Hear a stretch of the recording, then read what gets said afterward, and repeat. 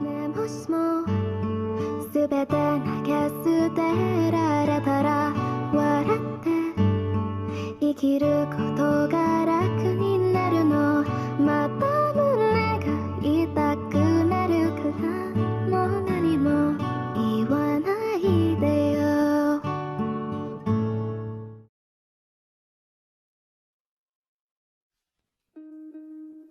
Literally dragging Levi inside your house, you call Sasha, hoping she was available to help, and lucky enough, she was. I thought you... She stopped midway up the stairs, looking at the person being dragged. Why is he dead? You scold her for using such a casual tone and not helping you out. It's fine, people. I'll leave, Levi said all giddy. He turned around and took a giant step, straight into a wall. The two of you gasped in shock. He turned around and said, "Wrong way, my friends." Those were his last words before he threw up and passed out. Ew, he's totally wasted. I think we should bring him the extra room. Whatever it is, I'm not cleaning up the vomit, you retort as Sasha rolls her eyes. Gaining the aid, you both carried him up to the room you rested in before. Dropping him on the bed, you messily placed the wool blanket over him. I'll bring water for him when he wakes up, you inform Sasha.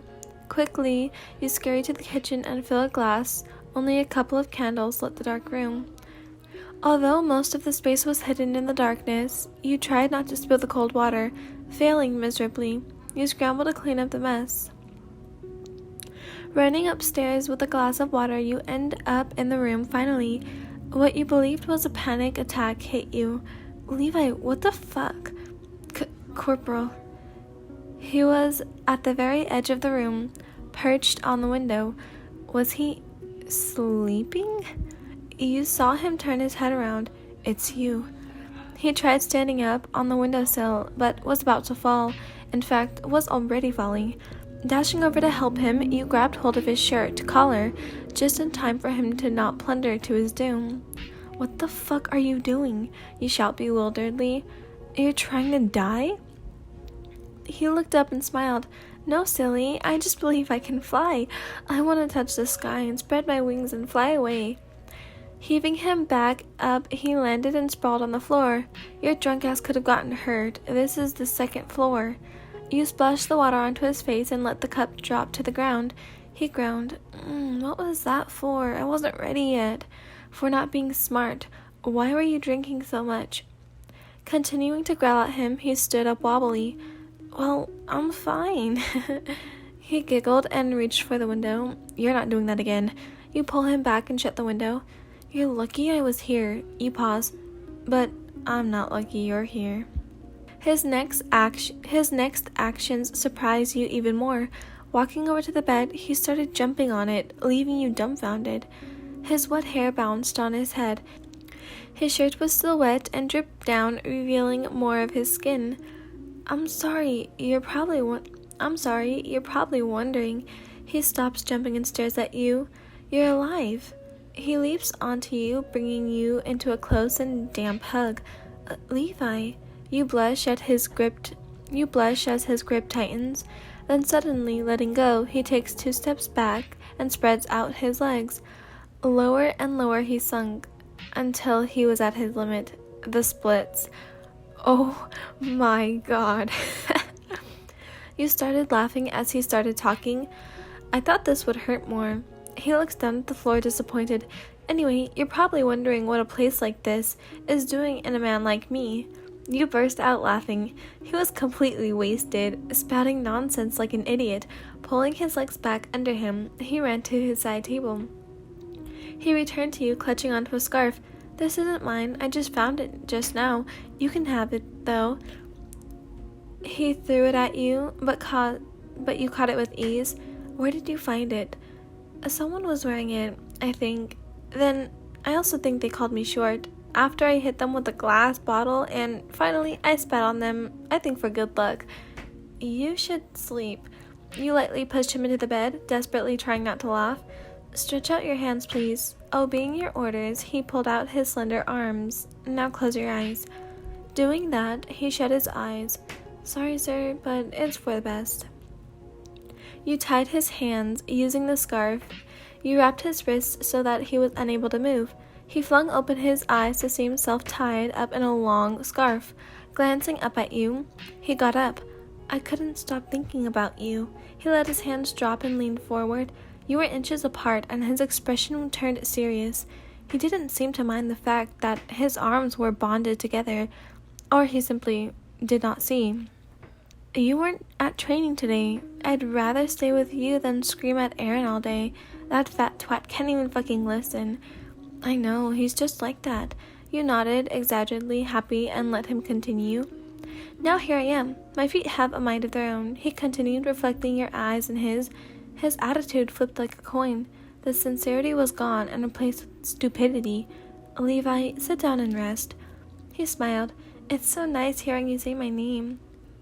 He scooted closer. A strong voice told you to stay still. Your nose told you otherwise. The foul scent of his breath still caused your nostrils to twitch. Levi, you were cut off. I'm going to kiss you now. Closing your eyes, you waited in anticipation for his kiss. But there was nothing, only the sound of a thud. Prying your eyes open, you see Levi collapsed on the bed, whilst his mouth hung open with saliva oozing from it. You sighed. He was still a bit wet. It was the best that you would clean off the water, but you decided not to. You were too lazy. Tucking him in, you quietly undid the scarf instead. You tied him up to the window latches for safe precautions, taking a moment to look around the neighborhood. A feeling of safety enveloped around you. You gave a smug smile and headed to the dingy, solemn living room. Levi was sleeping in your room, so you were left with his. It wasn't ideal, but good enough for one night. Resting yourself into a chair, you let yourself fall asleep, forgetting the recent events, just going away. Rise and shine, Ethan, Sasha boomed whilst looming over you. You pry your eyes open, only to meet the gleam of the sun. You should probably check on the corporal now. It's already 12. There's no way he doesn't have a major hangover. You groaned, realizing she was right. You do it. Although your response was a low grumble, Sasha replied, Nope, I just cleaned up his puke last night. After what seemed like hours of arguing, you found yourself trudging up the stairs. You took a deep breath and entered the room. Instantly, the stench of alcohol flooded your senses. Levi was sitting on the bed, dazed and confused, looking at the ceiling. I just came to check if you jumped out the window. He gave you a what the fuck kind of look. Why would I do that? You don't remember? You asked, half in shock and half in amusement. You were drunk last night, and you stopped remembering his splits and burst out laughing. It started to hurt you, so you held your stomach, trying to breathe. Effin, are you sure you're okay? He walked over to you, concerned, and caressed your face. Immediately, you stopped. He was too close. You wanted to back up, but couldn't. Yeah, I'm fine, sir. You looked up, slightly trembling. I don't remember how I got here. I have a bit of a headache. You laughed. He seriously had no clue what happened, nor did he know that he was drunk like crazy. Well, I'm sure some food will make you better. Speaking of food, you smelled something burning. Levi seemed to notice it as well. Running down the stairs to enter the kitchen with a cloud of smoke, you two stood in the hallway analyzing the scenario. Nothing was visible until Sasha appeared before you, coughing. Sorry, breakfast might be a little late.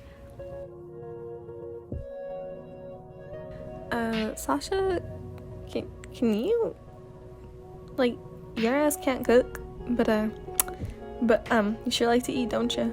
Okay.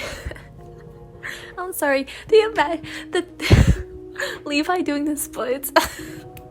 It's just hilarious to think about. Okay, I'm gonna go edit this. Goodbye, midgets. It started to hurt you, so you